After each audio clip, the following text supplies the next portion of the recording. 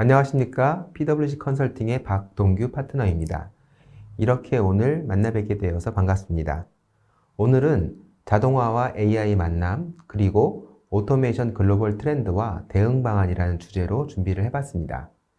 블루프리즘의 한국지사 출범과 함께 오토메이션이라고 하는 이런 글로벌 트렌드에 어떻게 함께 참여할 수 있을 건지에 대한 고민을 해보는 기회가 되었으면 좋겠습니다. 시작하기 전에 오늘 주제인 페이지인데요. 저희가 그동안 많은 디지털 기술에 대한 접목 프로젝트를 해왔습니다.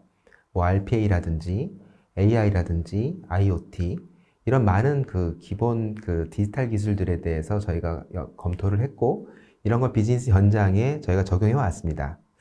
그런데 정말 중요한 것이 뭔지에 대해서 한번 생각을 해볼 필요가 있을 것 같습니다. 저희는 이런 단위 기술들을 개발하는 게 아니라 이런 기술을 기반으로 해서 결국 다리를 건너서 목표하려고 하는 곳에 도달하는 것이 목표겠죠. 그래서 이런 부분에서 어떻게 해서 디지털 기술들을 융합할 수 있을지에 대한 고민을 해보고자 합니다. 최근에 포브스에서 어떻게 보면은 테크 인더스트리를 지배할 수 있는 어떤 16개의 기술이라고 하는 주제로 발표가 있었습니다. 여러 가지 기술들을 언급하고 있는데요. 그 중에서 첫 번째로 얘기하고 있는 것이 어떻게 보면 로우 코드, 뭔가 쉽게 기술을 적용해서 디지털을 융합할 수 있는 기술들에 대해서 언급을 하고 있습니다. 이 기술들은 이제 우리나라의 디지털 기술들이 하나하나의 독립 기술들이 잘 준비가 되었다고 한다면 이것을 어떻게 융합할 수 있는지에 대한 대안으로서 굉장히 주목을 끌 것으로 생각하고 있습니다. 이 기술은 결국 몇 가지 핵심 키워드를 갖고 있는데요. 이 파란색 글씨를 먼저 보시자고 한다면은 어떤 솔루션이나 이런 기술들이 어떤 비즈니스 툴들을 개발할 수 있어야 되고 현장에 바로 적용할 수 있어야 되며 그리고 사람들이 활용할 수 있는 그런 기술들을 제시해야 된다라는 부분들을 의미하고 있습니다. 또한 그런 하부 요소로서 빨간색 글씨를 보시면은 첫 번째 오른쪽에 보시다시피 비즈니스 프로세스라는 것을 언급하고 있습니다. 이런 비즈니스 프로세스라고 하는 것이 나오는 배경은 당연히 여러 가지 기술들을 융합하려다 보니까 그 융합을 해야 되는 뼈대가 비즈니스 프로세스이기 때문입니다. 그래서 BPM이라든지 전통적인 PI라는 것들이 가장 중요한 기술 요소로서 등장하는 것이고요. 그리고 결국 이런 것들은 기존의 빅데이터 또는 회사 내 보유한 데이터들을 다 융합할 수 있어야 된다라고 하는 부분들을 강조하고 있고요. 그리고 또 한 가지 새롭게 각광받는 RPA라든지 AI 그리고 회사의 비즈니스 룰들을 어떻게 접목할 것인지에 대한 고민을 하고 있고요. 그리고 결국은 사람이 써야 되기 때문에 휴먼 인터랙션을 하기 위한 화면을 어떻게 빨리 제공할 수 있을지에 대한 그런 고민들을 굉장히 많이 하고 있습니다. 한두 페이지 좀 이제 어려운 얘기를 좀 해야 되는데요. 저희 회사는 여기 보시면 가운데 디지털 트랜스포메이션이라고 하는 어떤 관역을 맞추기 위해서는 8개의 신기술을 융합해야 된다고 생각하고 있습니다. 이 AI, IoT, AR, VR, 그리고 RPA를 비롯한 로봇을 어떻게 활용해야지 이런 디지털 트랜스포메이션을 달성할 수 있을까를 고민하고 있는데요. 그 관점은 결국 3가지에서 회사의 혁신으로 나타나게 되어 있습니다. 첫 번째로는 밸류체인의 인테그레이션이라고 해서 회사의 업무 프로세스를 어떻게 통합할 것이냐에 대한 얘기가 첫 번째 얘기고요. 그 다음에 두 번째로는 아예 새로운 디지털 상품을 만들어서 서비스를 제공하는 측면을 얘기하고 있는 거고요. 그리고 또 하나는 우리가 기존의 서비스였지만 새로운 디지털 기술을 써서 회사의 서비스를 받게 되는 고객의 경험을 어떻게 바꿀 것인지에 대한 부분들을 접근하고 있습니다. 오늘은 첫 번째인 인테그레이션 오브 밸류체인, 결국 밸류체인을 어떻게 융합할 것이냐라는 부분에 대한 고민을 하는 자리가 될 것 같습니다. 이 페이지도 좀 복잡한 페이지지만 아주 단순한 말씀을 드리고자 합니다. 왼쪽에 있는 얘기는 버티컬 밸류체인에 대한 통합, 즉 회사의 내부 업무를 세일즈부터 이 파이낸스까지 이르는 전 프로세스를 어떻게 융합할 것이냐에 대한 고민이라고 한다면 또 하나의 관점은 우리 회사뿐만이 아니라 저에게 원료를 제공하거나 뭔가 서비스를 제공하는 서플라이어를 어떻게 통합하고 그 다음에 우리의 서비스를 고객에게 어떻게 전달할 것이냐에 대한 그런 어프로치입니다. 여기까지는 굉장히 어려운 얘기를 드린 건데요. 사실 쉽게 말하면 바로 이런 직접적인 고민으로 그 얘기를 해볼 수 있을 것 같습니다. CEO들은 항상 고민이 많죠. CEO들은 이제 AI 시대라고 하고 RPA라든지 새로운 디지털 기술이 도입되었다고 하는 얘기를 항상 들으면서 회사가 어떻게 하면 좋아질 것인지를 고민하게 됩니다. 근데 이런 것들이 굉장히 유행을 하고 있긴 한데 이런 걸 도입한다고 회사가 좋아질 거냐에 대한 고민을 당연히 하게 될 거고요. 그 다음에 두 번째로는 이런 디지털 기술들이 투자된 거는 맞지만 결국 회사는 사람이 움직이잖아요. 그러면 조직 간의 협조가 굉장히 필요한데 이런 것들을 어떻게 도입해야지 회사가 정말 좋을 수 있냐라는 부분들에 대해서 고민을 하게 됩니다. 이런 관점에서 첫 번째 고민은 이런 디지털의 융합 기술들은 회사의 프로세스 개선을 하기 때문에 업무 개선에 확실히 도움이 된다라는 말씀을 드릴 수 있을 것 같습니다.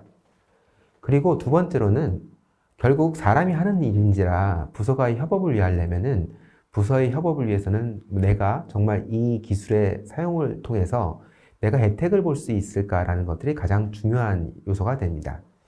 이런 관점에서는 이런 지능화 기술로 바뀐 모습을 빨리빨리 보여줄 수 있다고 한다면 회사의 사람들은 점점점 혁신을 가속화할 수 있는 그런 긍정적인 효과가 발생합니다. 먼저 첫 번째 프로세스 개선이라는 얘기를 드리자면요. 최근에 저희 회사가 여러 컨설팅을 하면서 느꼈던 그 고객의 변화라는 것이 있는 것 같습니다. 첫 번째 단계에 있는 고객들은 AI 기술도 적용해보고 RPA도 적용해보고 이러한 기술들이 회사에 어떻게 좋게 쓸 수 있는지에 대해서 계속 고민을 하게 됩니다.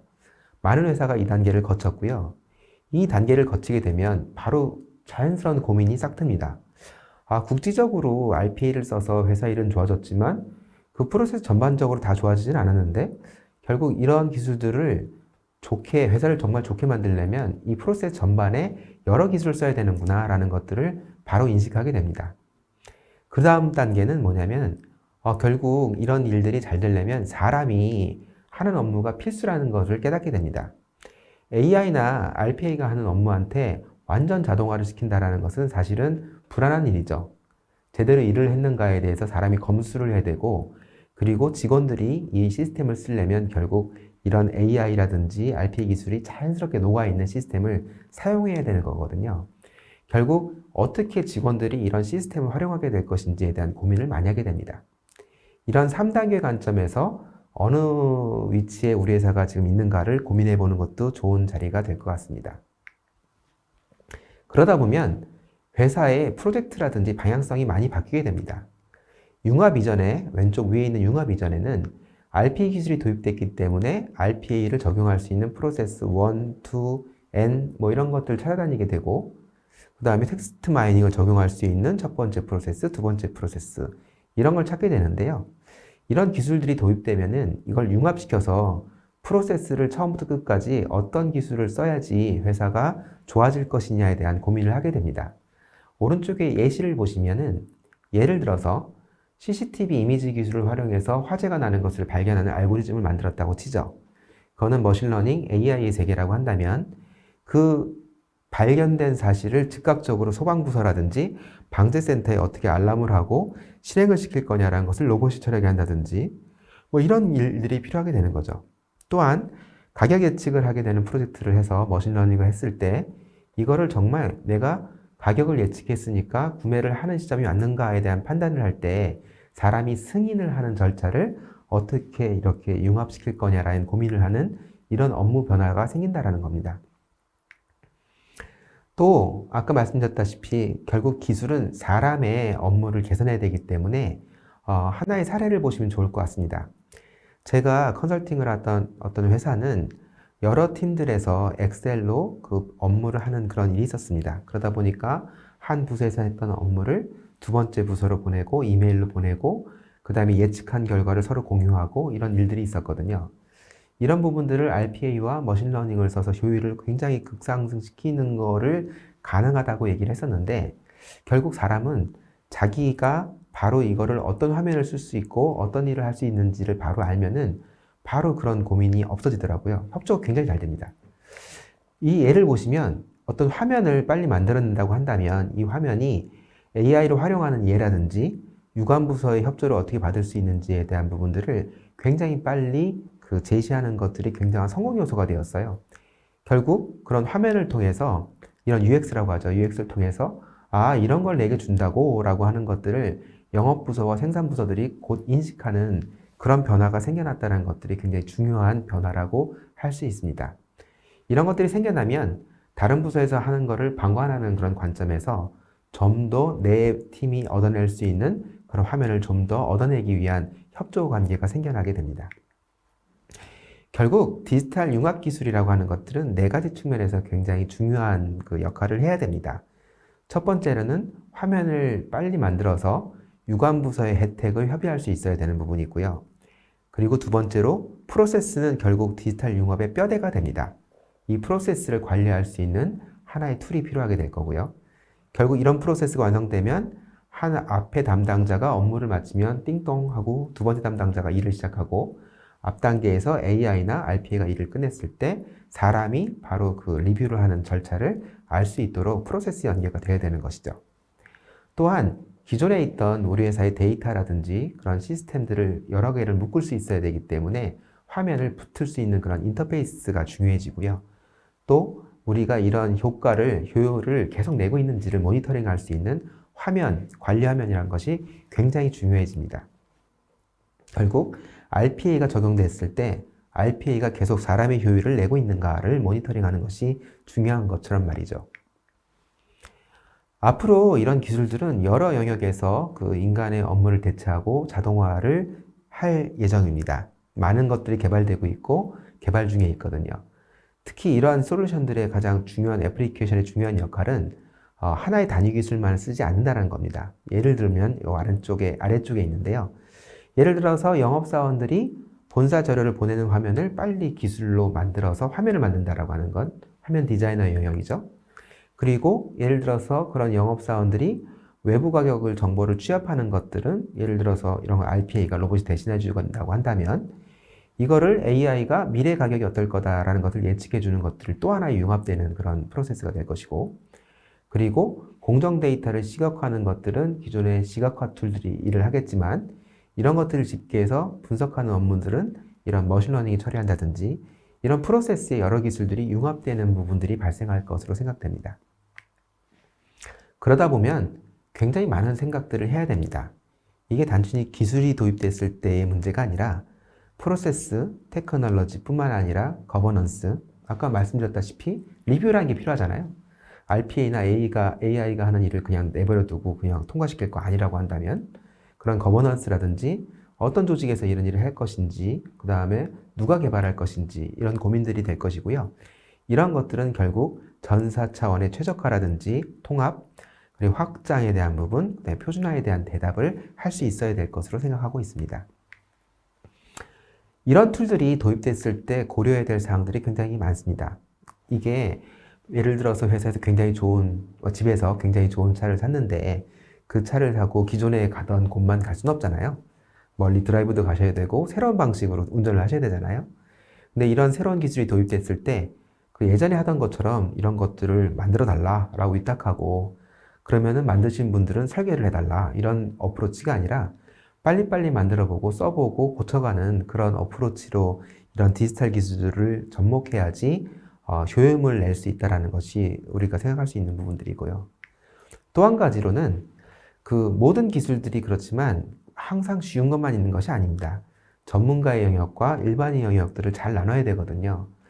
굉장히 쉬운 기술들이지만 이런 쉬운 기술들을 전문적으로 리뷰하고 시스템화해야 될 사람들의 역할과 그리고 우리가 빨리 만들 수 있는 혜택과 동시에 우리가 완벽하지 않은 부분들이 있다라고 하는 부분들도 감내해야 되는 부분이 어디까지인지를 판단하는 것들이 굉장히 중요한 부분들입니다. 오늘은 주목할 기술로서 어떤 디지털 융합 기술이라는 게 존재한다. 그리고 이런 디지털 융합 기술들은 RPA라든지 AI라든지 IoT 이런 많은 기술들을 통합할 수 있는 그런 방향이다라는 것들을 말씀드렸고요.